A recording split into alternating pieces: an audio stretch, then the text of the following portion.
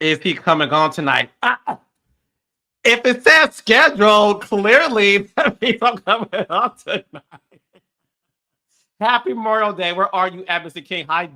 Is it D-Lo or Dilo? Like Dylon. Shout out to the band. Okay, Anastasia Williams, not relate. It is 7:02. Shout out to the group. Shout out to Stila, where my girls at, and featuring Subway, the song The Games We Play. All right. So who do we have tonight? It is Memorial Day. Thank you guys. Matthias, Anthony Buchanan. Did you eat lots of burgers, Carlos? No, I did not. I'm going to have dinner after this. Okay. Fair lady from London.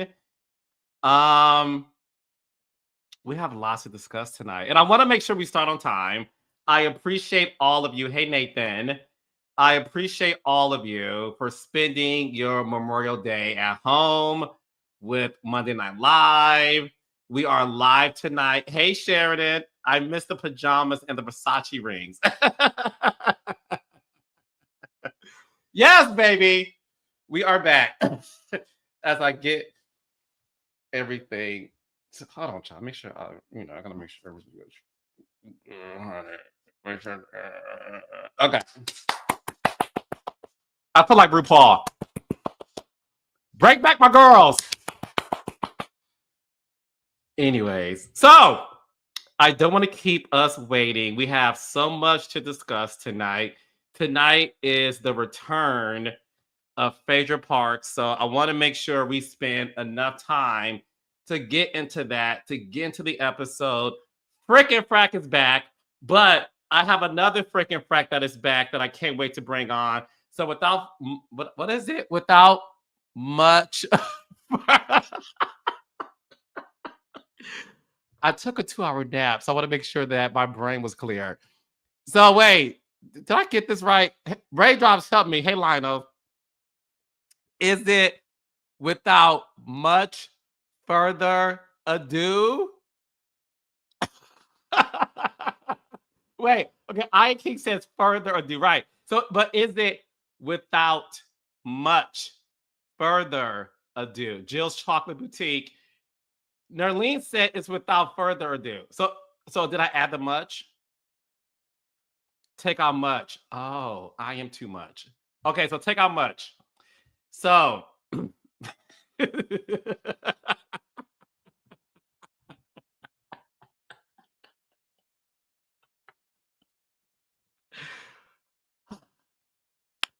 okay, I'm having a Porsha moment. Shout out to Porsha, baby. Make sure y'all subscribe to her YouTube channel. It's actually really fun. It's really fun. Okay, so without further ado, let's bring on my special guest. Let's just bring them both up. Frickin' Frack is back. Give it up, not Porsha and Phaedra, but for Dustin and Jasmine. Yeah. Look at Jasmine, it. See you're how muted, she just so showed you up. know.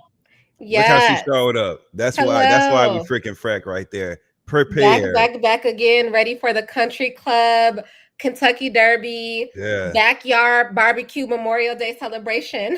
All the and fascinating and a fascinator. One note for you, Carlos King, brother. You mentioned the wrong S702 song. The song by 702, that's the shit. The song that's the shit by them everywhere around the world is I Still Love You. Anybody, you go to any hood, anywhere around the world, anywhere. I Still Love You, produced by Pharrell and the Neptunes. Understand it. I decided I Still Love You. That's the 702 song. Sorry, my favorite 702 song is You'll Just Never Know from the first album. So you on a deep cut shit. You a real one. You a real one. That's for the people that really know what's going on. You know what I'm saying? But if we talking singles, okay, let's do it. I Still Love You. Yes, What's happening? Okay. You would think after inviting the girls on BT Presents the Encore that I would know the catalog and everything else. But my favorite 702 record is their first one with Subway. Oh, this game. The little games we play. I saw them in concert, Jam for Peace in Milwaukee. Okay. Play by my rules. That's the song. Yeah. Come on, Jasmine, just for the occasion. Jasmine, thank you so much for hopping on. Just so you guys know, Claudia Jordan is on a flight. Yeah. So listen, it's Memorial Day. Everybody had a great weekend. A lot of people are on vacation. So shout out to Claudia Jordan.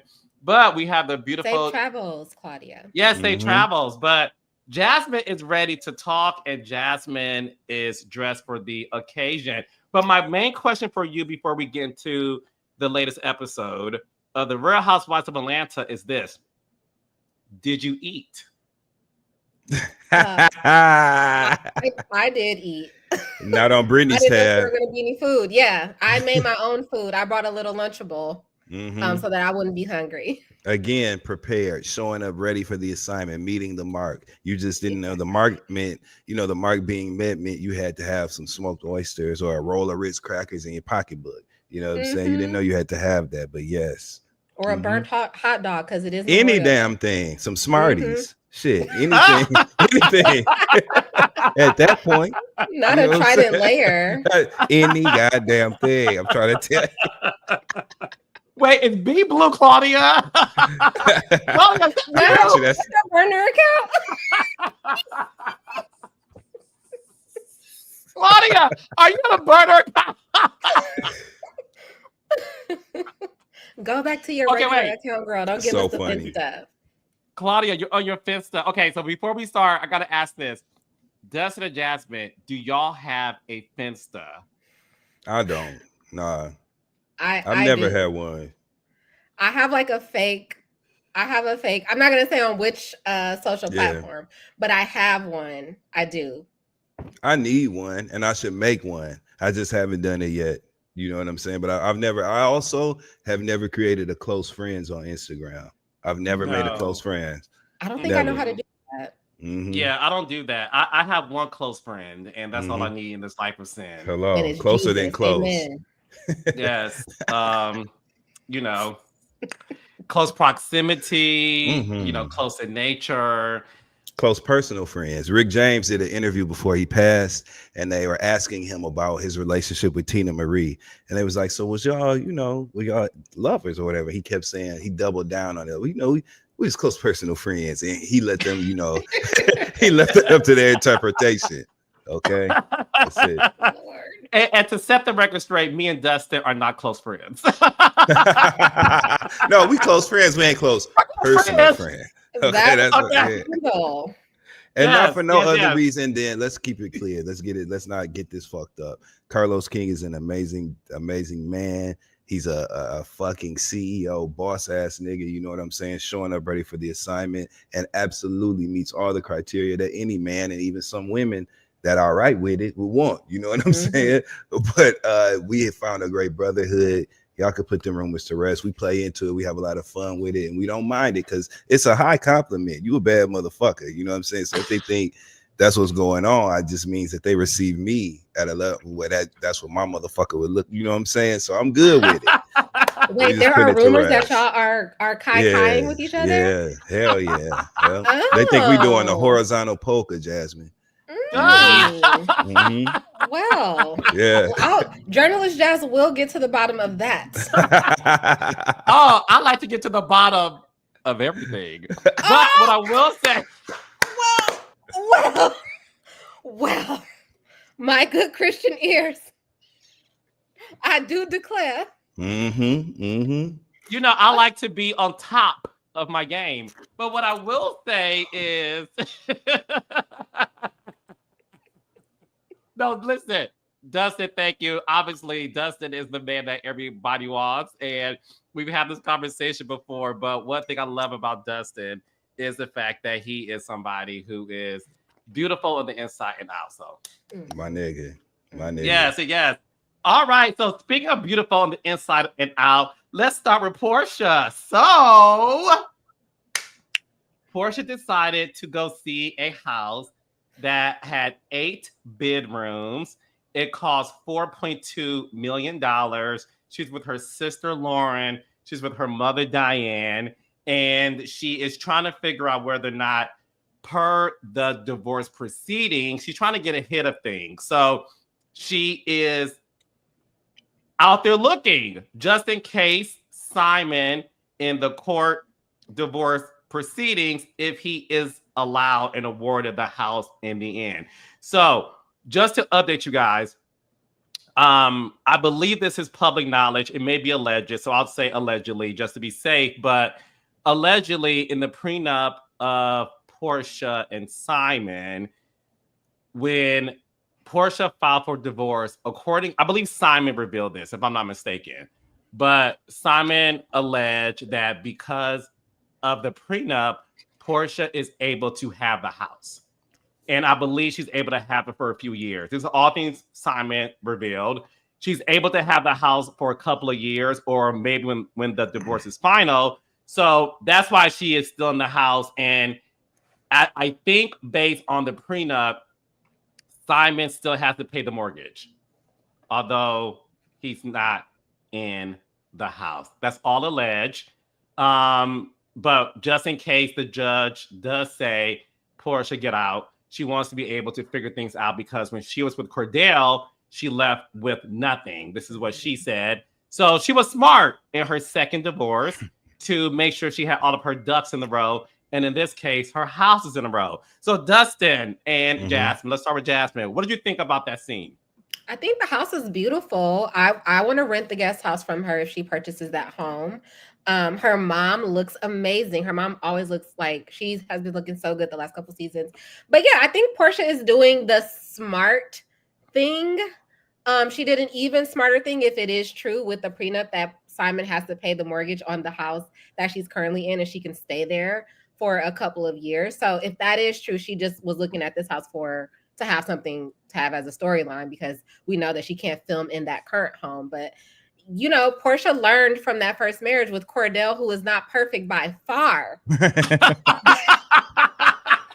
I will cook his meals. I ain't going to no strip club.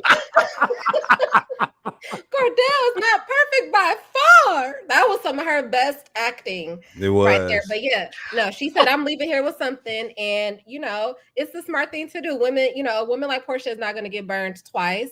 No matter how I might feel about her overall this season, that is the right thing to do. Yeah.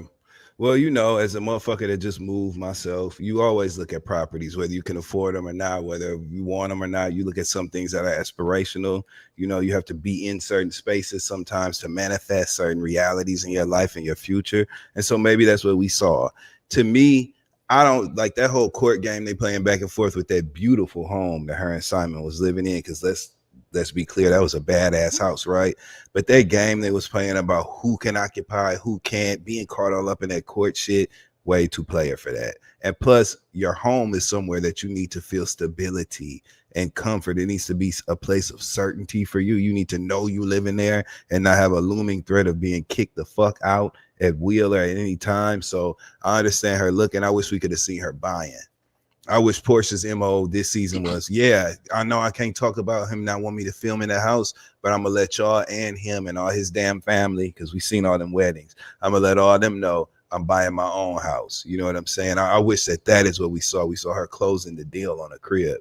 Obviously, Porsha has an incredible deal to come back and be a part of the Real Housewives of Atlanta. We've seen all the headlines of her that dropped in all the trades and Variety and Deadline and all that shit when she first got the deal to come back. There's more to her situation over there at Bravo and NBC Universal than just her participation on the Real Housewives of Atlanta. There's some unscripted opportunities. She's a great host. I personally will never forget when she did that slow motion glam bike cam on the People's Choice carpet and tore it the fuck up in that black dress. Baby! That was a highlight for me. And that was a moment where I was like, you know, there's space for Porsha outside of just the things we've seen her do. So hopefully we see that. But her looking at the house wasn't shit to me. Porsha, we don't care about that. We need some actual factual shit from you, because you haven't been able to talk about the realities of your life that are so prominently occupying media space otherwise. So we haven't seen that from you. You need to have as many actual direct, you know, situations, tangible moments as you can, so that you can't film in the house that we all want to see you in. That makes sense. And you can't even talk about Simon. Right. So like, you got to do something real. You know what I'm saying? Everything in your life can't be in question. So yeah. Carlos, I have a question for you. Is there any reason why we can't see the behind the scenes of her like working on developing some shows for NBC Universal? Like, why can't we see more of professional Porsha since she can't really talk about personal Porsha? Oh, I miss you, Jazz, the journalist. Jasmine Henley Brown. Very good question. And I would love to. So I said it before, but I'll say it again. We don't talk about before we become live what we're going to talk about. All of this is fresh and is new. And that's the beauty of Monday Night Live. So that's a good question. So to update the audience, in case you guys don't know, Porsha decided not to return to the Real Housewives of Atlanta after her spinoff, Porsha's Family Matters. I think that was the name of it. She took 3 years off to be a wife, a Real Housewife. And when she got back to the Real Housewives of Atlanta, it, like Dustin said, it wasn't all the trades that Porsha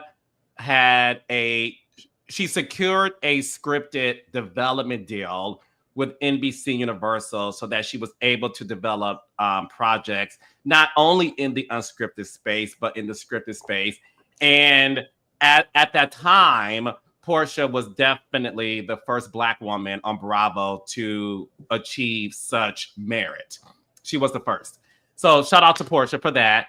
To answer Jazz's question, which is a very good, solid question, because Porsha is unable to talk about Simon for legal reasons, he sent cease and desist, not only to the production company and the network in regards to not allowing cameras in the house. He also does not want to be mentioned as well. And I think in order to prevent anybody from getting some sort of legal notice, I would have done it with my shows as a company owner too. It ain't that deep. There's certain people on my shows whose names don't get mentioned that y'all be asking me about, and I can't mention their names, nor can the cast, because things like that happen. I do think one of the reasons, Jazz, why you aren't able to see Porsha develop shows for the network, which to me would be a great scene, is because oftentimes it sort of puts the audience in this weird space to where they're taken out of her living her normal life. Does that make any sense? It's sort of like it's highlighting once again, you are a housewife, you have a deal with the network. It's sort of like when Kim Fields, when I worked with her, and Kenya grabbed her chair, and I said, who would you like to talk to about what happened? And she said, Andy Cohen. And I said, Miss Mama, Andy Cohen does not exist in this world. And she said, yes, he does. I speak to him all the time. I said, my love, in this TV show. Right. She had to understand Andy Cohen, that. hey, if Andy Cohen was able to receive phone calls, the entire franchise would do it. So I personally, Jasmine, would have loved to see Porsha develop stuff. What I do know is Porsha is developing things. Porsha is involved in a lot of projects. That's good. I think to your point, it would have been nice to see that. Yeah, because she's not having a good season. And I think being able to see that part of her would at least give us a little more dimension. Because right now she's just giving, mean, bad friends, all the negative things that people who know, I don't know her personally, I executive produced her podcast with her mom, like in the later stages. So I never even actually met Porsha. I just oversaw their old podcast. So I don't know her personally, but what I do know from like people that work with her, that this isn't who she is. And I hate that this is the rap that she's getting this season, because I've always only heard really good things about her. Yeah, I agree. And it's a stain. It's a stain. I'm sorry, Carlos, but it's a bad stain because these aren't new, determinations that are being made about Porsha's character, her willingness to participate or be transparent. Shamea threw us that alley-oop real quick when they had to sit down last week, and she said, I want you to be the Porsha that we see off camera. When we were off camera kicking it, and I told you that this is what I wanted to see on camera. What did you say? You said they got to pay me my money for that. Shamea saying that on camera was not by chance. Let's be clear, because that's a very direct implication. It's a very clear picture painted of a person's intention and of how a person is showing up and answering the call, right? And so I just, let's just say that. But we want to see the real Porsha. We love seeing the off-camera Porsha on Instagram and on her great YouTube channel, the Don't Make Me Call Porsha show, and her and Dennis and all the shit we see in that damn badass house, that beautiful fucking house that we can see everywhere but the Real Housewives of Atlanta. We see it on Amazon Live. We see it on YouTube. We see it everywhere but there. But, for whatever reason she can't, we get that. We're just saying a little bit more of something to work with from her would be great. Because me personally, I don't dislike Porsha. I enjoy what she brings to the show. And you need somebody that's edgy and sharp. If she's not carrying the villain blade this season, who is? You know what I mean? Well, so we'll get to her next, who I think is playing the villain blade. I before we move on, I will say this about Porsha and what you guys are seeing this season. I said this before. Jasmine obviously wasn't here for that, and Dustin's making a good point too. I do think is this. What we saw in season 6, and I was there season 6. I didn't work with Porsha on season 5. That was her debut season. And I remember watching her at home being like, this girl is a star. Like, I thought she had the eye in the T, because the way her and Kenya would have their back and forth was so delicious to watch. And she was so quick on her feet. The whole like, bye, Ashy. And how she was just quick to like, whatever Kenya gave her, she picked it up and threw it back at her. It was an amazing sport between the two. And when there were conversations about whether or not to bring her back, I was one of the people like, I'm unbiased. I didn't work on last season. As I'm entering season 6, I want her to come back. I'm obsessed with this girl, and I feel like you guys haven't seen the best of her yet. So I'm advocating for Porsha to come back. When she came back season 6, Kenya said this already, so I'm not saying anything new. Kenya did not work for 2 weeks because Kenya had a hard time coming back. So we spent the first 2 weeks filming tons of scenes with Porsha, because Porsha understood the assignment. And when she was going through the divorce with Cordell, what y'all saw season 6 was Porsha being able to talk about her divorce, talk about what she was going through with Cordell. You saw her emote with her mom and her sister when the boxes came to the house, and she put the knife to the photo album. You saw Porsha being able to talk about her divorce, being distraught about it.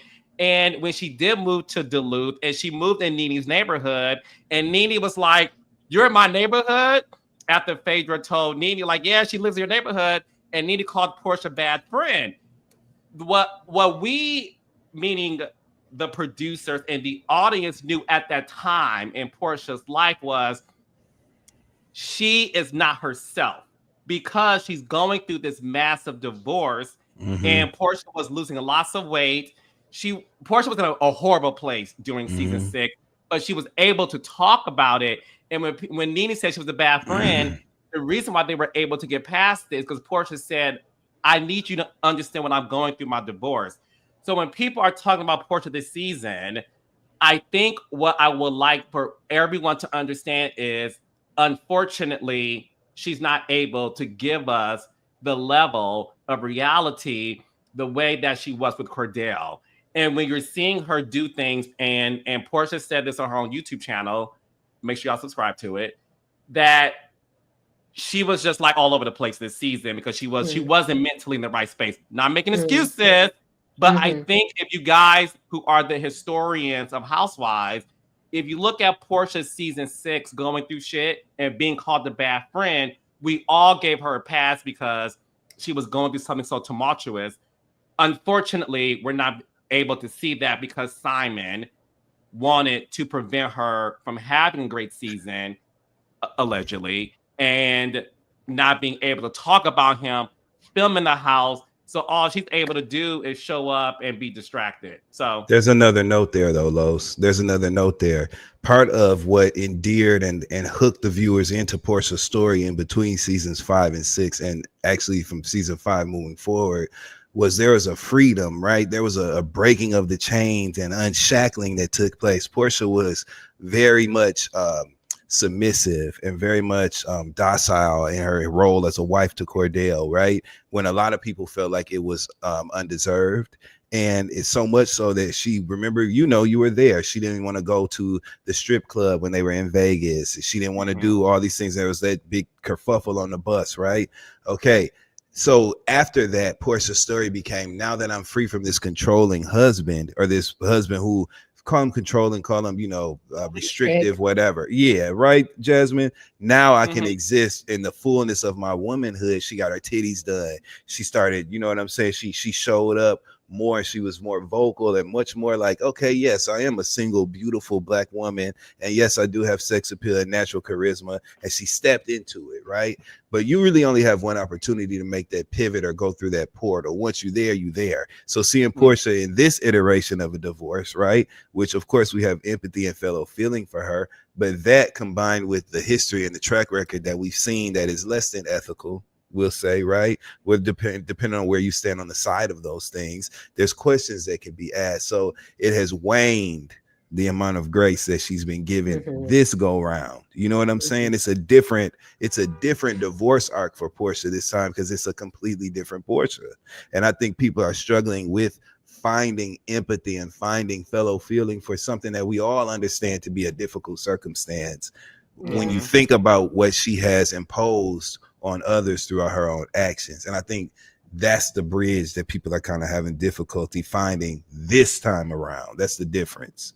You feel me? That's such a good point to bring up, Dustin. Because you. as much as people who are close to her, such as Carlos, right? Not throwing you under the bus, but like Carlos, people who work closely with Porsha, she is a good person to you guys, but for the audience, she has shown on multiple occasions that she has the capacity to not be that good of a person. Like the whole thing with Fallon and Simon, that rubbed a lot of people the wrong way, and we don't have an excuse for that. Like, what was she going through then that would make her make a choice like that? Right? Like, yeah, we can give her grace for going through a divorce, and yes, that can make a person really nasty. We've also seen Porsha grow up a lot on this show. She was very young when she started. Any woman watching Porsha knows this is like kind of the natural evolution of women. We all go through this as we get older and become more comfortable with ourselves. But the flip side of that is that she's had so many other instances where it's like, we cannot make an excuse for this behavior. And once you do that type of behavior on multiple occasions, it's like, is that just who you are? And people have multiple sides to them. She can be multiple things. Everybody is layered, but I think the argument for people, as Dustin mentioned, not having a lot of grace for her is just like, how much grace can I give a person that has shown on more than one occasion that they have the propensity to not really be the most kosher person? Yeah, and I definitely think when it comes to everything you're saying, there is room for that to be discussed in a sit down hour-long interview.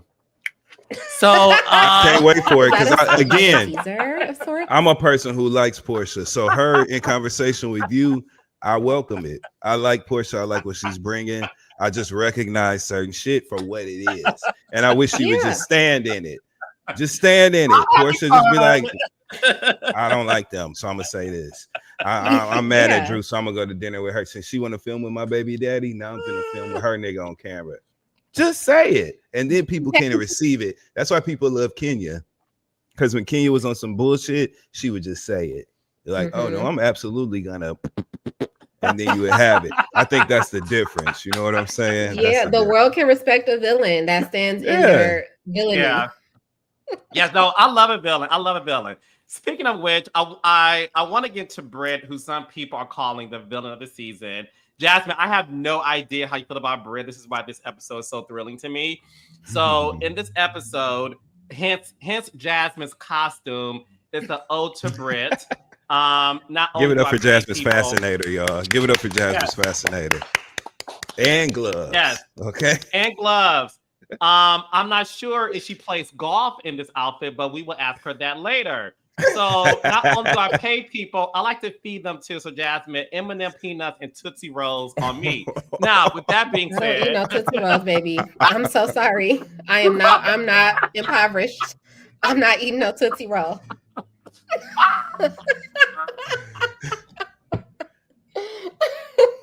But I would take a Werther's caramel.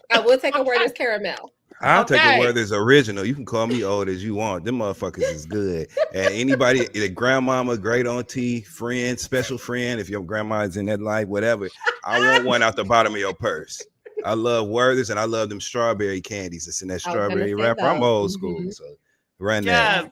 Yes. Okay, so in this episode backdrop in terms of an event, hey Tisha, in terms of an event, this backdrop in this episode.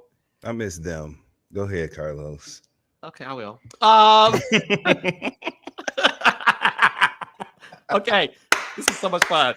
Brit said that she has this shapewear line, and the shapewear line is called Bare Naked. Not to be confused with Porsha's multi-million-dollar Go Naked Hair that is off the shelves and get your bundles from gonakedhair.com. Now, she cleared that up. No, Carlos, it's not bare naked, it's bare and naked. Thank you, journalist Jazz. Bare and naked. Okay. This is not bare and naked. In case you guys were wondering. No, that is not from AliExpress. It doesn't look at all, baby. It's from Express. So Britt did say in this episode that her insurance license is on hold and now she gets to focus on her shapewear line. Now, if you guys been watching the show, Britt did say that after Kenya Moore displayed those images of her, she said that allegedly there was an investigation in terms of her insurance license. Claudia Jordan spoke to a insurance licensor who debunked that story and said that's not true. That's alleged. So I don't know. I'm not. So Claudia is so Claudia spoke to not only one source, she spoke to two. And they both said the lie detector test said that was a lie.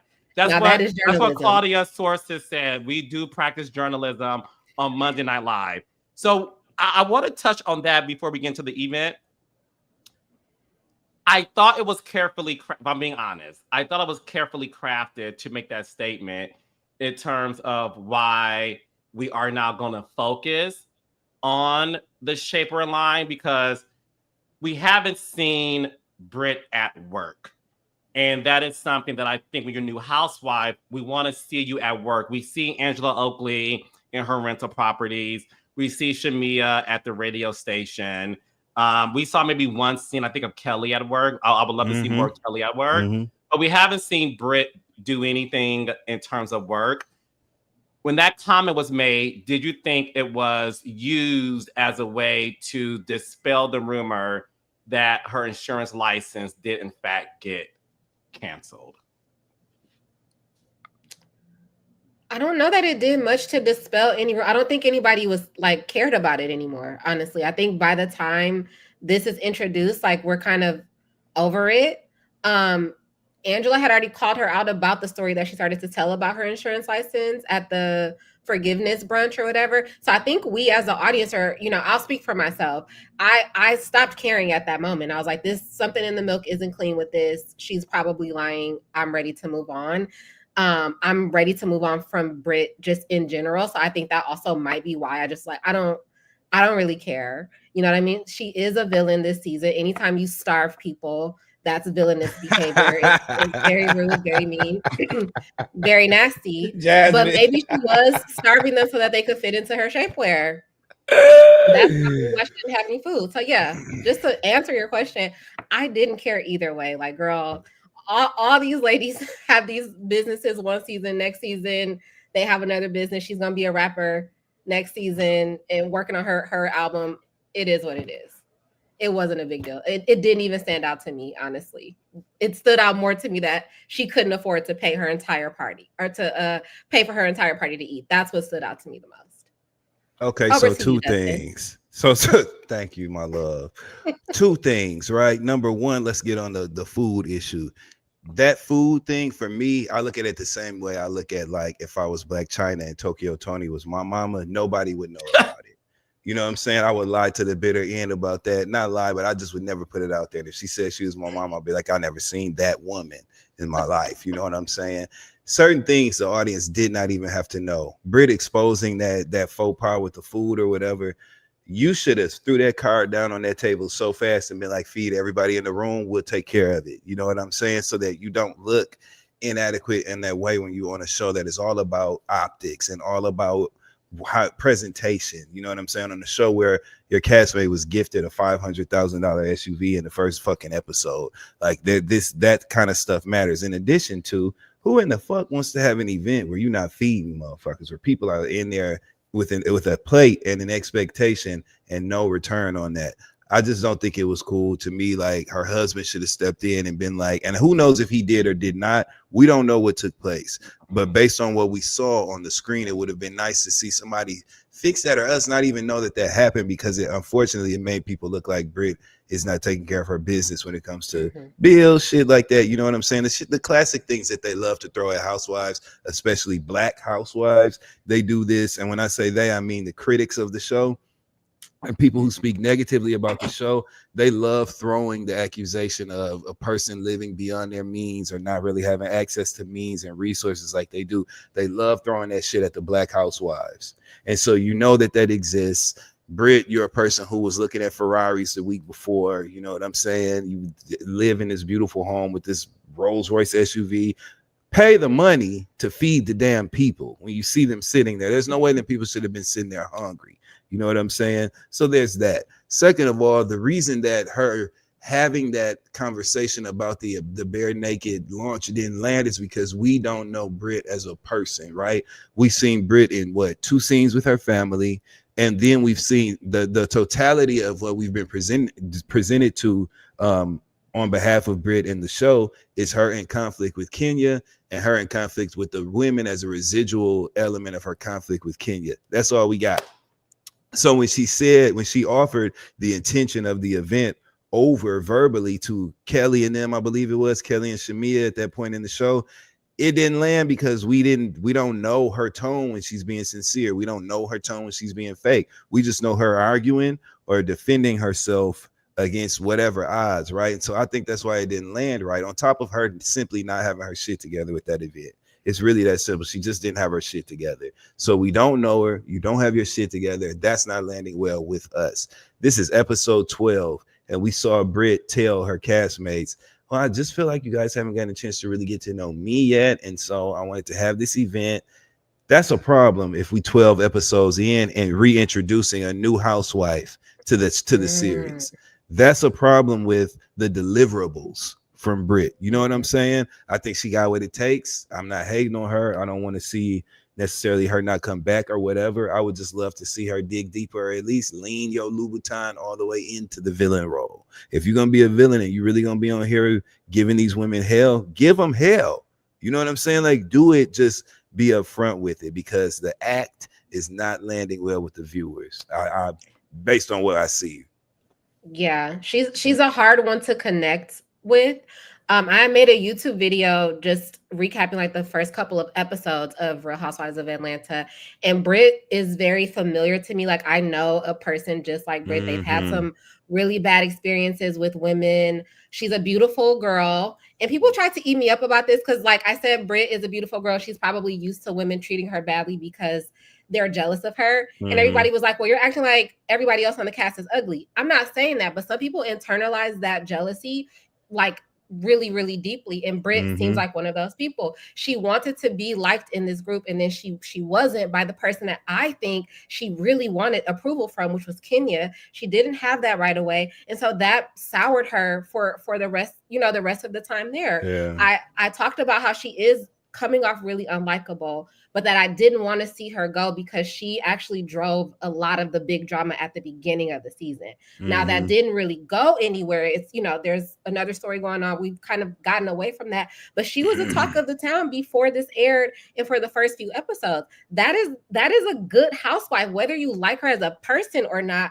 That's somebody that deserves a spot on the show. And to your point though, Dustin, sorry, we are not getting to know her personally, right? So on top of it already just being hard to connect with her, she's very abrasive immediately. You say something to her. I think people like have called on she doesn't know how to read. So she just is like low. She goes for the jugular, similar to Marlo, right? Like Marlo's very nasty because she didn't know how to read. Britt does the same thing. And I think showing her when we see her with her family, those are actually the moments when I'm like, this girl isn't bad. Like I can see where there's some likability there, but there isn't enough of that. And so to your point, with us like having to be reintroduced to her, getting to know her this far in, people have already made up their minds, unfortunately. And like, I don't know that she has enough time to change the tide of like public opinion.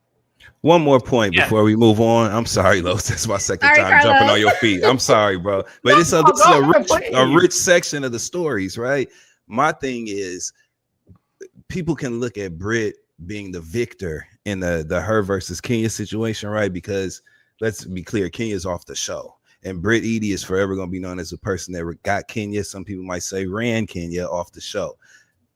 Infamy at its best, whatever you want to call it, but she is that. The problem with that, right? Those are the biggest shoes you can possibly have to fill as a person who is joining a cast of a show at season 16 and responsible for the termination of a character as relevant, as impactful, and as multifaceted and as fruitful as Kenya Moore was. Because now you got to show and prove, okay, you won that battle, but now what's up? What else you got? And unfortunately, Britt's sparkler fizzled right on out soon as Kenya left. And we all been sitting there with our palms up like, you know what I'm saying? Like, what is this? And so I think that that's it. Get the motherfucker off the show if that's what you want, but you have to be able to deliver on the other side of that in order to justify such a huge movement within the show and within the makings of the show. And I just don't feel like we've gotten that yet. That's a good point. All good points. I'm gonna pick up where you left off and then go back to Jazz's point. When you talked about Brit situation, and the situation obviously was Kenya showed images of Brit at her hair salon spa event, and it was the network's decision to remove Kenya from filming for the rest of the season. I said this the moment I learned this happened. So similar to any industry, right? The reality industry is very small. I hear everything. I know everything before you guys know about it. I don't talk about it because I'm not messy like y'all think I am. Okay? I keep it to myself. Listen, I'm fun. Fun shade is a difference. Jeff is hilarious. That girl, bye. Okay. I will say this. The moment I learned what happened at Kenya's hair spa situation, I obviously was like, that wasn't great. I think anybody breathing said that wasn't great. When I learned that Kenya Moore was not allowed to continue filming, I said this.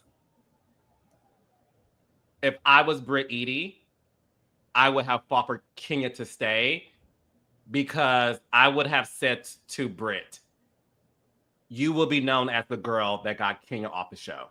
And because Kenya is a lover or hater, Kenya is such a polarizing legend in this field that you don't want your legacy, Britt, to be the girl that got Kenya off the show, because the audience, love them or hate them, the audience is only going to ride for those they're familiar with.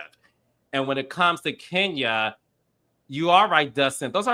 No one can fill Kenya Moore's shoes. It is what it is. No one can.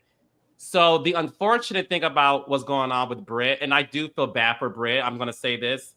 I feel bad for Britt because unfortunately, she will forever be known as the girl that got Kenya off the show. Not that it was her decision. It was not her decision. It was not her decision, right? Claudia, if you're able to hop on. Love you, Claudia. When you land. So the thing is this. We're all looking at Britt, and Carlos, our king included. We're all looking at Britt like, okay, show us something. Kenya's off the show. She got removed. It was not Britt's choice. Let's be clear with that. Don't blame her. It was not her choice. But it's sort of it's sort of the world in which she now has to live in. And as I'm watching the season, I said in episode 1 in the premiere, y'all could watch it. I said, I love Britt, I love Kelly. Those are the two I got my eyes on. And then as I started watching this season, I said, Angela Oakley is the top dog now. And I'm being very honest, and this is what it is. Britt, unfortunately, is not living up to the expectations that I think everybody had for her. Mm-hmm. And I think Britt should have really did a reset and focus on like, what is my narrative moving forward? I feel bad for Britt, and I'm going to say this for real, because at the end of the day, you like Britt or you don't like her, she's new. She has no idea how this shit works. And she unfortunately has to live with the fact that that will forever be her identity. And I think in the bubble of this show, she is trying to live up to the old days of Atlanta, shopping for a car. The difference is, baby, Kim Zolciak drove off the lot with it. Talk about it. Drove off the lot with it. My girls on none of my seasons went car shopping and then zero out. Mm-hmm. In the words of Nene Leakes, live up the garage. Okay? You see the motherfucking cars I got, live up the garage. Don't talk about then, let's talk about now. Say all that to say, and then when I see her event at the country club, I live in a country club. And one thing about Big Los. Right, Pop it, Los, nigga. No. Do your neighbors know you? Big Los. Absolutely know who I am. I got my golf cart and I drive down the neighborhood and do the Miss America wave. Hello. I want them to know there's a black man in this neighborhood and y'all gonna know it's me. Mm-hmm. Let's have a real conversation. My neighbors know who I am. The community knows who I am. The HOA knows who I am. I live my view. I can walk to the golf course in my backyard. I know how this works. Mm-hmm. So when Britt is showing this off, it's hard to digest because it's sort of like, is this your reality? And that's where Britt, now this is where Britt's going to have to take the onus. I gave her a pass. Mm-hmm. Now, Britt, you're going to have to take the onus for this. If you're going to talk about your shapewear, follow the likes of Kimberly, Noelle Kardashian, and I would have had gifts for everybody, not just food. I would have food for sure. Mm-hmm. If you can't afford the chicken and all that, do charcuterie board, do meatballs, do sliders, do something. Have shapewear for everybody in there. I would have worn shapewear. Kim Kardashian had a Skims event in Miami, and she wore Skims as she was parading around the party. I don't want to see the polka dot dress with the feathers. I don't care to see you guys play golf in dresses. I wanted to see you be the model of your company. And that's where Britt, you're going to have to take the onus for that. You talking to your team about the girls were supposed to eat it. I'm going to tell you what I got from it. Britt's focus was feeding the cast and not anyone else. Because she knew that if I don't feed the cast, they're going to read me the confessionals. But girl, they read you anyway. Then have an event just for the cast like Porsha did with her Pampered by Porsha launch. Don't invite others to the event if you have to sacrifice an element or an element of the event or the celebration, something that's critically important as fucking food. You know what I'm saying? You see each one of the housewives, even Cynthia, my girl, we love you, Cynthia. Even Cynthia was like, well, I could split my salmon with somebody. They started talking shit when they found out that she only had food for them and not everybody else, which as they should, right? So you just have to be a little bit more strategic and preventative. You know what I'm saying? When you're planning out what you do, you're absolutely right. Her dress was just as tight as the shapewear while you ain't had the bare naked on. You know what I'm saying? You could have just had it on. You know what I mean? And done something totally different. I will give her credit for wanting to have an over-the-top event. You know, we associate that with the housewives of any city, you know, big deal events or whatever. So there was something charmingly misaligned about them golfing in stilettos and, you know, all this fanfare, right? But that can only work when there are real deal substantive elements in the rest of the situation, and they just simply weren't there. So Britt, you missed the mark, baby. You missed it. Have some prototypes next time. Like she gave the cast those, she went to Macy's to the Misses section, got some shapewear, took the tags off, and then gifted that. Why not have prototypes of the rest of your line at your event? Like, we need to see that you're selling to an audience. But that's what I mean. I feel like sometimes these girls, they come up with these business ideas and it feels like it's almost on the fly just so that they can have an excuse to like have an extravagant event. Because that doesn't track. A woman who was like really successful allegedly with an insurance company, and you've been thinking about this business since you started that insurance company, you should have prototypes by now. We would have been able to forgive the golfing in stilettos. We wouldn't have been able to forgive the food. I'll never forgive that. But we would have been able to forgive some things had you had prototypes there, or like a fashion show or something. Like, show us the product line. It was just, it was a miss. No, it was a missed opportunity, and you're right.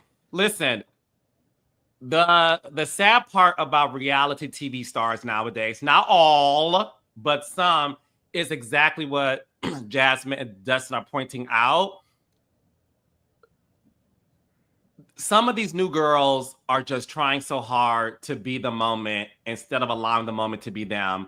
And that's why the greatest new reality star of 2025 goes to Angela Oakley, because she really is herself. And Angela could sell cheese on a fucking hot dog, and I'm buying it at Costco. Same here, baby. Angela can sell me anything that I have. I would just buy it to support her. In bulk. I'm glad you said Costco, because we want a lot of it. We want it in bulk. I want a parcel. Fridge. Okay, I'll have an event at my country club and make sure all my neighbors have something to walk away with. Child, okay, if you're buying a pallet, selling it. Seriously, it's the reason why Porsha has a multi-million-dollar business, because you support people you feel like you have a connection with. Absolutely. Right? And it's the reason why Candy Burris is hugely successful in everything she does, because when you like somebody, you support it. And when it comes to these new girls, you got to stop trying to follow the leader and instead be your own person. Just, I tell all new girls this: be yourself, but also be honest about what you're going through. The fact that Angela Oakley admitted she is $2 million in debt. No one will ever talk about that nowadays on reality television. No one will. The fact that she's honest about it. She's honest the fact that I have this realtor, is my house is now slashed back to what I paid for, and she's walking away without a profit. That is normal. This climate of selling homes and whatever, the market value is low. We're all suffering through that, but she's honest about it. So again, you guys got to stop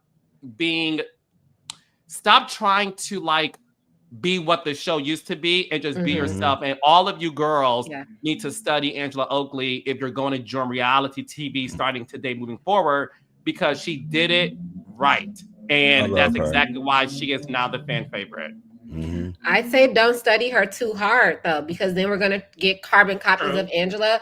Everybody ain't able, right? Like, I think Angela, you hit the nail on the head. She's so much herself, and that's why it's working for her. I think with Britt wants to belong so badly that she's overdoing it. She's overselling it, and that's why it's not landing with people. Angela, fantastic. And being $2 million in debt, I don't know. It's not anything anybody can like make as a dig, because in the words of Karen Huger, you have to, what she say, you have to make millions to owe millions. There you go, Jasmine. Absolutely. So I do like that she was really open with that. She was open about her husband being unfaithful in the past. Like, she's happy to put a lot of things on the table. I said at the beginning of the season, though, that I do think that Angela wasn't being as upfront with some of like her familial issues, because her not knowing that her daughter got married and kind of having to hear from other family members, that seemed to me, I was like, something about that doesn't sit right. And then even that conversation that she had with her mom, who I just learned today passed away. So rest in peace to her mother. So sorry to hear that. But even the conversation with her mom, I'm like, there's some other kind of deeper issues within her family that she's not talking about on the show. So when we're hearing these conversations with her family members, it's like something is missing. But other than that, I have no issues with Angela. And Carlos, you said something earlier about like with Brit getting Kenya off the show, and like the audience will ride who they are familiar with. I think the audience is going to ride with who they like, right? Because half the table's been turned and it been Angela that got Kenya kicked off the show. I don't think people would still care. I mean, people would still like her. She's just but that it's because of what she's right, but it's because of what she's delivering. Exactly. And that's so no, I think the mistake that Britt made, because even when Jazz, when Britt was talking to her mom about the images Kenya displayed, me, Dustin, and Claudia talked about it, and none of us felt any. None of us felt the connection there, because even in the conversation she had with her mom, it was like, I need to understand from you and your mother what you were going through at that time to make that decision of being a webcam girl, and your mom being somebody in your life. Like, let's really talk about it. So I do agree with you. You're gonna ride for who you like, and that's why I'm saying Britt has to take responsibility for what she's not giving, because I don't feel any connection with her right now. Right. And I started the season off being like, oh, Britt is that girl. I watch my recaps. I'll say Britt. And then I'm like, okay, Britt, I got to see more. And this episode should have been Britt's redemption episode. Because to the producer's credit, they actually followed your business. And if Britt doesn't have a website that's up today where I can buy the shapewear, what's the fucking point? Because you don't have to have a product. It's smart to, but you don't have to. You don't have to have an event for that. Britt could have had a big event just for the cast. Like, listen, shit's been fucked up. I want y'all to get to know me. So here's an event. We're going to do X, Y, Z or whatever. The point of this event is for us to connect. I want to get to know you ladies more. Shit was fucked up before. Let's do it. It didn't have to be an event for a thing she's launching. You know what I'm saying? A little coming out party. Yeah, it don't have. There's no formula as to how to be a great Real Housewife, right? There are things that we've seen and we appreciate in other people who have performed well in that capacity, right? But there is no true formula. Originality is the only thing that we see as a through line in success in the housewife space. So just be original. We didn't need to see her have an event. Rookie mistake, maybe, but like, I don't know. I just think if you're the person who, I just think you should have understood the assignment a little bit more, you know, and I don't think people are unfairly judging her. I think that if you're going to step into those shoes as the person who got this big person off the show, you need to deliver with something else on the other end of that. That's simple. Yeah. If she comes back for another, oh, sorry, go ahead, Carlos. No, go ahead. No, if she comes back for another season, though, I think she's smart enough to take some notes and look at what she did wrong this season and come back with something different. Now, are we going to like that something different next season? Jury's still out. But I think Britt is, if nothing else, I think that she will be able to see what she did wrong this season and try to do something else next season. Yeah, because at the end of the day, she's a beautiful woman, and she has the personality to make me want her. And listen, it's okay to not know how to read. There's a couple of girls who survived a long time that did not know how to read. It's a bonus if you do, but if you don't, that's fine. But you have to be able to give the audience something. I did love, so Britt, hear me out. I did love that you admitted to having a BBL. And these are things that okay, I'm going to say this, I'm going to move on. What I was expecting of Britt this season, I wanted Britt to be that beautiful new girl to Atlanta that admit on her own, like, look, back in the day, your girl had a BBL. I got it because I was around these girls with big booties and I wanted one. I did webcam because X, Y, and Z reasons. Because the thing is, everybody roots for the underdog. And if Britt would have come forward with all of her past mistakes and learned from them and told us about it and said, look at me now, bitch, we all would be on her side. So I did like her admitting the BBL, but I do want to see more from her. Now, I want to move on to Shamea versus Drew. So Drew Sidora confronted Shamea for remixing the story to Porsha about Drew telling Angela and Shamea that the music she's making with Dennis would pay for Pilar's college tuition. By the way, Drew Sidora album is a 10 out of a 10. I'm gonna say this and I'll take it back. It's the second best R&B album out this year next to Coco Jones. Oh, wow. Raindrops. No, Jasmine. Raindrops, do yourself a favor. Download the album. There's this song on her album called I Did It For Me. Good. I played it 27 times on Friday. Because and Dennis McKinley wrote the lyrics. He wrote the song. It really is good music. Oh, yeah. Shout out to Dennis. I like the Lulu. It's great. Yeah. I like Good Girl Turn Bad Bitch, something like whatever it's called. I like that song. Jazz. It's a great album. Okay, I digress. Shamea versus Drew, to me,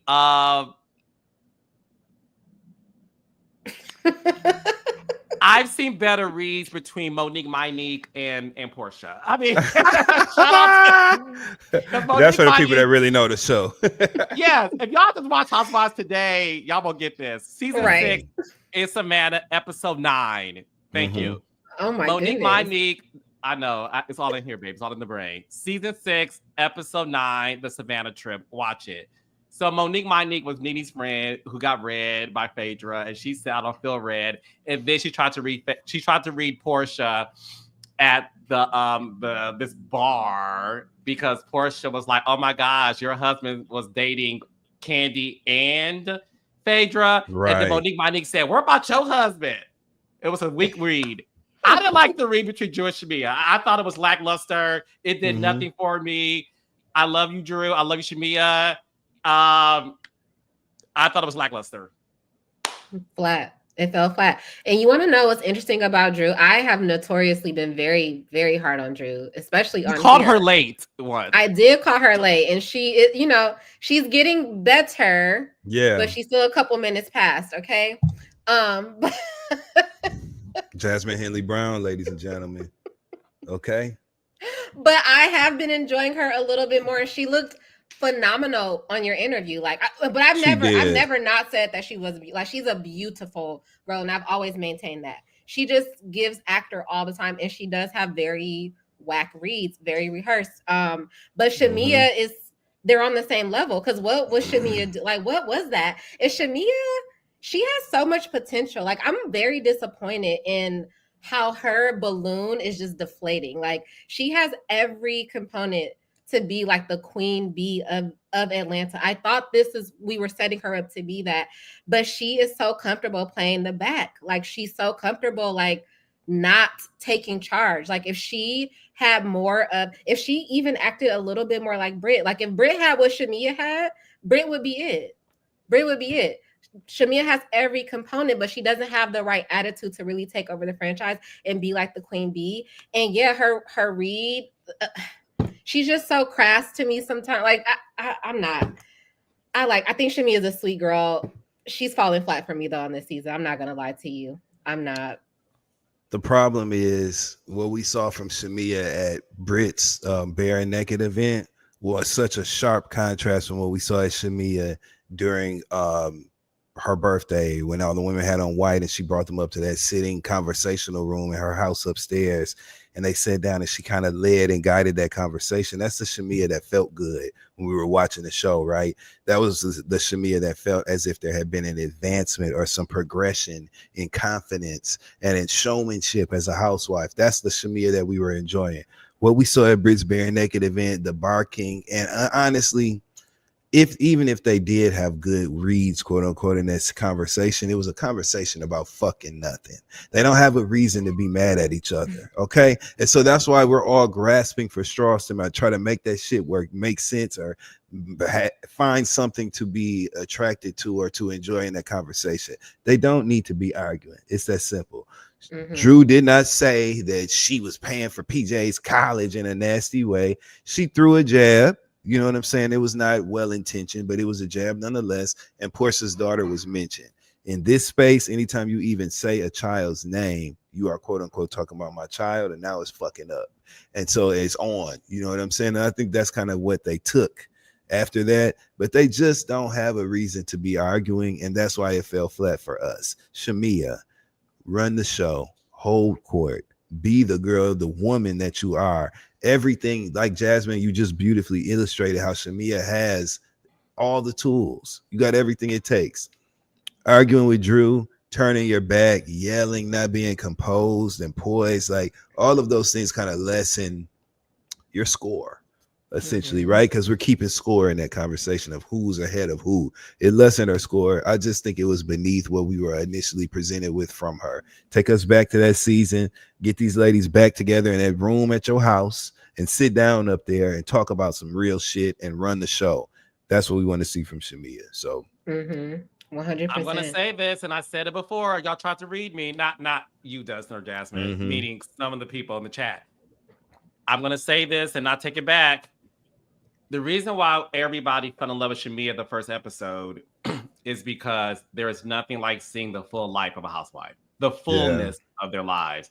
To see Shamea, who is strikingly beautiful, has an amazing body. We had no idea she had all this wealth, but most importantly, we saw her husband. And we were enthralled with like, oh my gosh, we get to see Gerald. He does what? HVAC? Oh my gosh. These are the aspirational things that the audience, three of us included, we want to see as we're sitting at home watching people that arguably oftentimes have a better life than us in terms of like the showmanship of it all, right? I think what's missing is that was episode 12 we just watched this past Sunday. We haven't seen Gerald since the first episode. And that's a huge disappointment in Shamea's storyline, because when she and Porsha were going through it, Porsha, her ex-husband, soon to be ex-husband, Gerald, and Shamea will go on couples trips. Singing in the jewelry store and shit. Remember?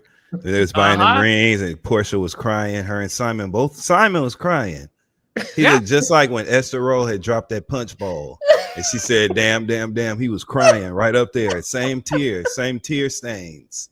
Same one. Same teardrops on his pillow. Same one. But the point is he was there and he was crying. That's the point. He was there. Well, I am Michael Evans, and I'm going to shift gears.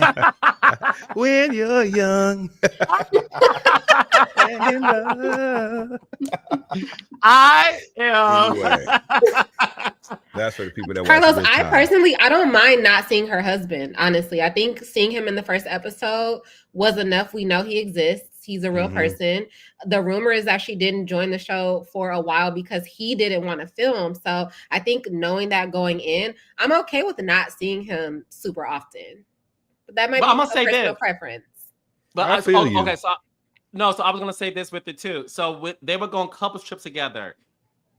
I would have loved to have seen Shamea go home and talk to Gerald about what she and Porsha are going through as a friendship, because he's privy to it. No, so because it's not. So I want to be clear. It has nothing to do with Gerald's personal story. I can give two shits about that.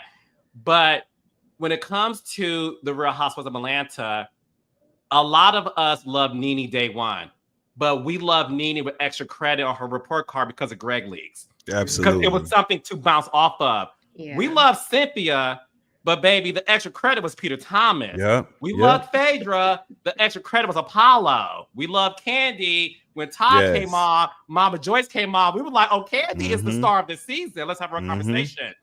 Porsha, same thing when it came to like just seeing her and Cordell the first season. You understood Porsha more by what we said at the top of this live, based on her treatment with Cordell and vice versa. So the thing with Shamea, I think Gerald would have said, hey, when you go to Brit's shapewear party, do this, or I wanted to have done that. And I think that would have helped Shamea more. But to not see the fullness of someone's story, it will be the deficit of how people view you. But I do agree. I don't care to see well, no, I'm lying. I do want to see Gerald install HVACs. I would love to see that. But we did not get that. The moment we did get that people have been waiting on is the return of the Mac. Okay? one of my favorite Because songs. she definitely be lying. You lied to me. Phaedra be lying. Mm-hmm. So let's get into the return of Phaedra parts. Mm-hmm. I want you two to start first, and I'll save my opinion of Phaedra's return. So Phaedra is now back as a full-time housewife on the Real Housewives of Atlanta. This is episode 12. She came in with Porsha in this episode, Gucci down to the socks. And I would love to get your thoughts on it. Let's start with Dustin. Oh, I was gonna be a gentleman and give it to my girl Jasmine, which mean, I you still can. You Yeah, can pass go it. Okay, ahead, go ahead. Jasmine. Yeah, Yeah, ladies sure. first, my love. I don't have much. I wasn't excited about seeing Phaedra return, but I'm gonna say my mind was changed actually seeing her on the screen because something happened with Porsha that I was like, oh, this is kind of entertaining. Like I had said before, like I didn't when they showed Phaedra in the mid-season trailer, I was just like, she's gonna bring lies, she's gonna bring chaos. Like it's just gonna be a bunch of like smoke and mirrors. And so I wasn't really excited. But then seeing her on screen with Porsha, I was like, wait a minute, they are entertaining together. And I forgot about that part. Like I hadn't seen them together in so long that I forgot that they actually are really entertaining together. And so I quite enjoyed the scene with her and Porsha. I was kind of curious about her verbiage when she was talking about how she left the show. I was like, why not just say you were fired versus saying you left as if it was, a choice that you made? But other than that, that was my one critique. I didn't mind seeing her with Porsha, and I am very happy to say my mind was changed because going into this episode, I was just like, yawn, didn't care about it, but I left it and I said, okay, I want to watch next episode. So on a positive note, right? Number one, Black, good living, you know what I'm saying? It's something that I want to see. Black wealth, Black opulence. Seeing her, walking that shoe and see that pee on that rug when she opened the door. That was great production, great shot work from the producers, the camera crew. That's how you reintroduce a character as storied, you know what I'm saying, as Phaedra to the show, right? As far as her addressing her exit from season 9 after the reunion, that wasn't nothing but a bunch of syntax. You know what I'm saying? It was just her choosing and picking and arranging words in a way to convey a certain message without being direct. So again, wordplay. I use language for a living. I saw the dice. I saw what I could call them dice before they stopped rolling. Right. I already knew what she was doing. So she never said, "Hey, I told a nasty lie with terrible implications, and I feel bad for telling it." You know what I'm saying? She didn't get that kind of accountability, but I will say it was refreshing to see her at least address it. For years now, we've seen Phaedra skate by and do everything except addressing what caused her exit. And I think that's kind of what felt misaligned. On a positive note, the scene with her and Porsha, her only scene this week in the episode, I thought it was so potent, right? It was full of energy, full of conversation, full of dialogue. But what was she speaking about? In that dialogue, you already calling somebody a lesbian, you making lesbian accusations at Drew, which is exactly what got you in that shit in the first place in season 9. You know what I'm saying? You come in, what makes the conversation interesting is you being negative. You talking shit, reading the cast, quote unquote, and even the fact that the conversation was predicated upon your assessment of the players, although it did set things up, give it to the bones of something to work with, which I'm appreciative for. But that's you have to have value beyond that in order to really make your mark in this game. She sat on Married to Medicine and didn't do nothing. So seeing her now back on the Real Housewives of Atlanta felt good because she was much more alive, alert, full of energy, had something to say. It just felt misaligned for people like me who watch the show and remember everything, because as soon as she got a guest spot on the Real Housewives of Dubai, she was in the press doing interviews saying how the Real Housewives of Atlanta was the Titanic and a sinking ship and all these other things. But now she's right back over there and in her interview saying, I'm happy to be home where I belong. And so pro Real Housewives of Atlanta when things did not go as she thought. I'm assuming that she, had planned on her extent at Married to Medicine. I don't hate Phaedra. I don't know her personally. I never was a fan of what she brought to the show, but it felt familiar. And that felt good. You know what I'm saying? The familiarity of her on the show felt good. And we did see more energy from her and from Porsha in that scene than we have seen all season. So let's see what happens, you know? But again, I want to stress, as far as her addressing what happened with season 9, which we all can now collectively move forward from, right? Because there was some sort of, I'm not even going to say addressing, her acknowledging the end of her performance on The Real Housewives of Atlanta from seasons 3 to season 9. It was syntax. Literally, it was just syntax, her moving words around to create a certain statement and acknowledge it. But let's just move on. That's how I feel. We can just move on from it and just experience her in season 16. That's where I'm at with it. I think to your point, you said something about like she has to be something more than just like bringing rumors and stuff. More than countenance, more than this. You got to do more than that.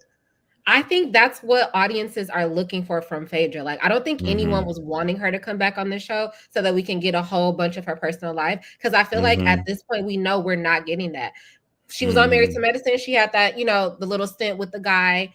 That's as much as we're going to get from Phaedra. I think people look for her for the mess, for the shadiness, to be a bone carrier or bone collector, if you will. So I think that's like when she was on the screen and she was giving her assessment of everybody, I was like, this now, depending on how you are as a person, this is what a lot of the audience is looking for. Somebody to come in and have, like, you know, she has a rumor about all of the ladies on the cast. But that's the chaos that I said I wasn't excited to see her bring, because I knew that's all she was going to come with, right? But for a lot of people, that is entertainment. Yeah. Okay. So I'll say this. The moment, let me go backwards a bit. When Phaedra was on Married to Medicine, her first scene on that show, I said on my live with Dr. Heavenly that at the end of the day, you can love Phaedra or hate her. You can't deny that when the camera's on, she pops. Phaedra is meant to be on television. That's why she was amazing at Traders. She's a gold star when it comes to a television personality. And when she came on Married to Medicine, it was a showroom, and Dr. Jackie was there and Heavenly, and she popped. She was everything. It was like, this woman deserves to be back on television. I did say in the same breath that she does not belong here, though. Love seeing her back on TV. Phaedra does not belong on Married to Medicine. She doesn't belong on there. It was sort of like when you have to go to summer camp in order to get to the next level of you know what I'm saying? Summer school, whatever. Yeah, summer school. And you have to do this in order to get the passing grade. Married to Medicine was Phaedra Park's summer school. Okay? She did not belong there. It didn't work. In the words of Johnny Cochran, may you rest in peace, if the glove don't fit, you must have quit. Right? And Phaedra didn't fit on Married to Medicine. That's why she quit, child. Now, the moment Phaedra Parks, NIDA removed, the moment Phaedra Parks opened that door and her and Porsha had that scene, it was 1000% the highlight of the episode. I'm with Jasmine. I did not know what to expect from Phaedra because, unfortunately, I didn't see much on Married to Medicine from Phaedra, right? And we all know that. Phaedra did not fit on Married to Medicine. So as a fan of Married to Medicine, when I was watching the episode, I was sort of like, get to Phaedra, because I don't care about nothing happening in this episode. No shade, y'all. Nothing was there until Phaedra and Porsha popped up. I was sitting on my couch watching this scene. I laughed out loud multiple times during this 4-minute scene when she called Kelly a garden gnome, when she said, oh my gosh, I didn't know Drew liked hot dogs. I heard she likes tacos. When she spoke about Britt being outside, around a girl the about block, town. A girl about town, a girl about the country. She's heard things. I'm with Jasmine in the sense of that's the sort of level of fun shade depending on the person she's talking about, because I'm sure those girls did not think it was fun, and I get it. Hello. Okay, I get it. You calling me a hoe and you calling her a lesbian? Yeah, like, I know. Like, It's not fun to hear that if I'm the girl. It's not fun to hear. But what I will say, I walked in with no expectations from Phaedra and Porsha's scene, and I walked away saying, I'm happy she's back on the show. I am curious to see the rest of the season with her. But if I am going to base Phaedra's comeback performance, it was an A fucking plus. Agree. She looked great. And it showed, it's one of those things like this. When you are a reality star, sometimes you could be a star, but you're on the wrong platform. You're on the wrong platform. That's why when some girls audition for Bell Collective, I'm like, you'll be better off on Baddies Africa. You're not. Now, why specifically Africa? Oh my God. Because that's their latest destination. I've never seen anything Baddies related. Yeah, as of today, Baddies, there's a Baddies Africa show. Yeah, it's like All Stars. I watch it with no shame. If my grandmama and my mama and them could watch Guiding Light and Young and the Restless and all of that, One Life to Live, I can watch Zeus. So that's it. So, you know what? More power to you guys. I love it. I'm saying, listen, I don't watch Baddies, but I see the clips on Twitter and I'm like, you're not a Belle, you a baddie. Okay, so Phaedra belongs on the Real Housewives of Atlanta. She did more in that 5-minute scene than she did the 2 seasons of Married to Medicine. Hello. It was, I just gotta be honest, it was a joy to watch. And I will say this, I did see some lightness from Porsha, some Jasmine's right, you too, Dustin. There was some lightness from Porsha, some comfortability from Porsha. Because one thing I don't think people talk about, and we have it, and I want to get your thoughts before we end this. When the season started, it was obviously Porsha and Kenya. You two are the leads of this season.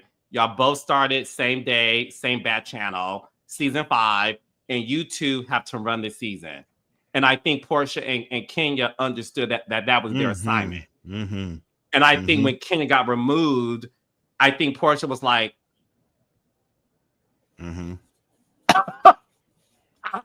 got to do all this by myself. And that just hit me for some reason. I think Porsha was like, I got to do this all by myself because Kenya is great TV and Kenya gets the party started. Right? Especially when she couldn't film the way she wanted to. I'm sure she felt like that. Yeah. Porsha already knew, you know. Yeah. So when Phaedra came in, I think it was a huge relief. I agree. Porsha. I get that. And you saw it in the scene. If you don't like freaking frack, I understand it. I get it. If you don't like Phaedra, I get it. I get it. I get it.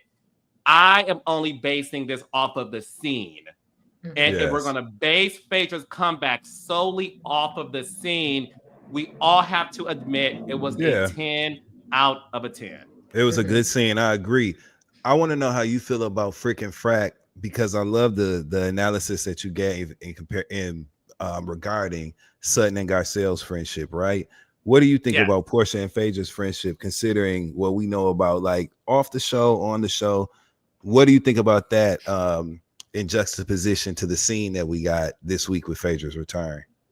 No, that's a great question. I think this. Phaedra and Porsha off camera had their own healing process. That they decided not to share publicly what that conversation was. They did talk about what happened season 9 amongst themselves. So whatever they decided to go through and heal, that's between. I mean, listen, I always tell people, it's one of those things where I don't judge people's marriages, because if that works for your marriage, who the fuck am I to tell you to leave your husband? 100%. If that works for y'all, that works for y'all. I look at friendships that way. I'm never the one to tell Shamea and Porsha, don't be friends with her, girl. Like, if y'all like it, I love it. I think when it comes to Phaedra and Porsha, I think because they did talk about it and that there was no cameras around, I think they were able to have an honest conversation about what happened. Okay. And I think they were able to move forward. But I definitely think the break did the best for the both of them to find a place of reconciliation. They did travel together. I saw somebody in the comments saying that Phaedra wasn't at Porsha's wedding. That's because Phaedra was out the country. She had something to do with her kids. She was in Paris with her sons because she was celebrating, I believe, Mr. President's birthday. So that's the reason why it was. I think it was a birthday, but she was out of the country. That's why she wasn't at Porsha's wedding. So look, I definitely think they're friends in real life. You can't fake chemistry. You just can't fake it. You can't fake it. Now, what I did think was interesting, Phaedra never shaded Shamea. And that to me was a choice. And I thought that was very interesting. I thought that was very interesting because I did say to myself, I wonder if, again, off camera, not before the season started, in their healing process, I do wonder, and Shamea, let's hear from you. Did they all have a conversation? Because I thought it was interesting that she shaded all the girls, but she didn't shade Shamea. I can answer that because I've been keeping up. Okay, I've been watching all the press runs. I've been watching what people are saying when they're talking to these outlets about the show. Shamea just did a second press run, like a mid-season press run, and she talked about the fact that her and Phaedra have not had a come to Jesus conversation, but she went into Phaedra's joining the cast as if she was going to meet Phaedra with whatever energy Phaedra met her with. You know what I'm saying? So she said Phaedra showed up with good energy, being pleasant and fun. And so Shamea said that's where she met her and they were able to have a pleasant season. So they have not had a conversation. In fact, Shamea then went on to say in these interviews that her relationship with her husband Gerald, they were engaged at the time, and that rumor that Phaedra started about Shamea and Candy per the show, she said that kind of jeopardized like the story of, you know what I'm saying, it jeopardized the strength of her relationship at the time, and that's why she was so angry with Phaedra. So they never talked about it. However, it's been so many years collectively, even me as someone who was never really a fan of Phaedra on the show, I'm ready to move on from all that season 9 shit. I'm just ready to move forward, and I think that's where Shamea was at with it. So, but to answer your question, per what Shamea has said in the press, they have not had that conversation. Oh, I totally forgot that her, like when you were saying like you're surprised that Phaedra didn't shade Shamea. In my mind, I was like, why would she do that? Oh yeah, I forgot they had a whole kerfuffle many moons ago. But that's what I mean. As an audience member, we all have moved on. Like we're all kind of ready to move on. I think your question about like Sutton and Garcelle versus Porsha and Phaedra was interesting to me because I think Sutton and Garcelle, they needed to be friends out of survival. Like nobody else really liked them. So they needed to come together. They had to form some type of alliance in the form of this fake friendship. I think with Porsha and Phaedra, it's like they don't have to do it, but it's better to, like, they're better together, right? They don't have to be freaking frack in order for either of them to have like a good run on the show. True. But the two of them together just elevate, like it's another level. So I think they recognize that. And like for that reason, you know, I think they are willing to be like really good friends on and off camera. I'm not mad at it. You know what I'm saying? Like I said, that's some old shit. I'm not mad at it. And as a person, again, I just want to stress this. I'm able to move forward because we had some sort of acknowledgement in the episode. There was no way they could bring her back without addressing the elephant in the room, rather, in some way. And we got a little swipe at it. That was enough. I'm ready to move on. You know what I'm saying? Yeah, no, I think so too. Listen, at the end of the day, it's not our decision to bring people back when it comes to that particular show. She's back on the show. It is what it is. It was a stellar introduction. The real test will be, again, how we said about Shamea starting the season off strong, and then a lot of people are feeling like Shamea is teetering off.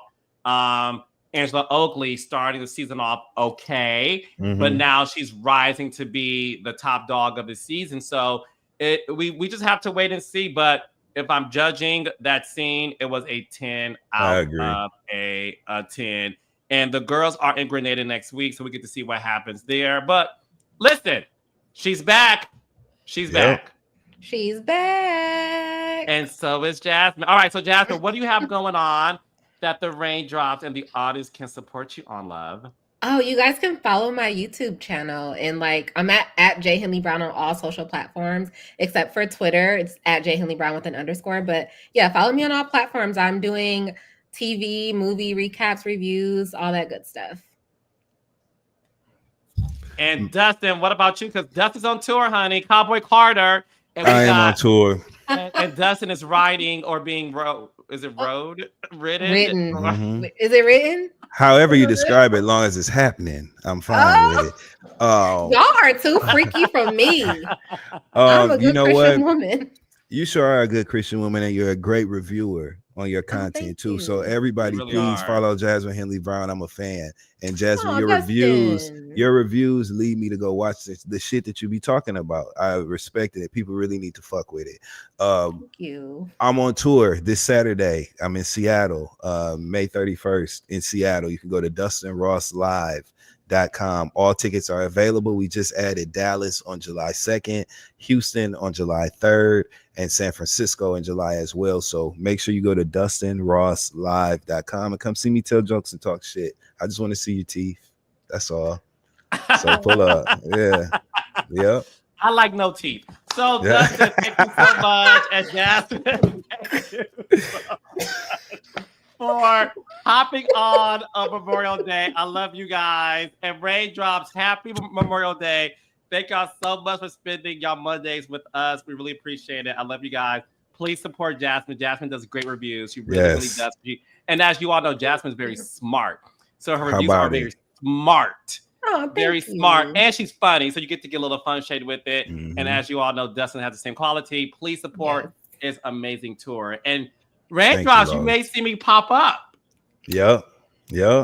All my niggas gonna be in the building. Y'all know I'm a little ghetto, so there is a little element of all my people pulling up that has to exist for me to be comfortable. So you know, my people will be in the building. So I'm excited. Thank you, Los. I love you guys so much. Love you. Bye, Jasmine. Bye, guys. Bye.